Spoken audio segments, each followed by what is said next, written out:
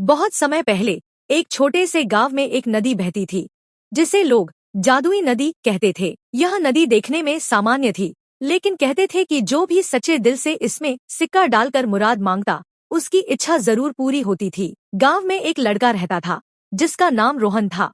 वह बहुत मेहनती था, लेकिन उसकी किस्मत खराब थी। उसके पिता बीमार रहते थे और घर की हालत ठीक नहीं थी। एक दिन जब उसके पास कोई रास्ता नहीं बचा, तो उसने नदी के बारे में सुना और वहां जाने का फैसला किया। रात को जब चांदनी नदी के पानी पर चमक रही थी, रोहन वहां पहुंचा। उसने अपने फटे हुए कपड़ों की जेब टटोली और एक पुराना सिक्का निकाला, जो उसके पिता ने उसे बचपन में दिया था। उसने वह सिक्का नदी में डाल दिया और प्रार्थना की, हे जादुई नदी, मेरे पिता को ठीक कर दो, मैं जिंदगी भर मेहनत करता रहूंगा।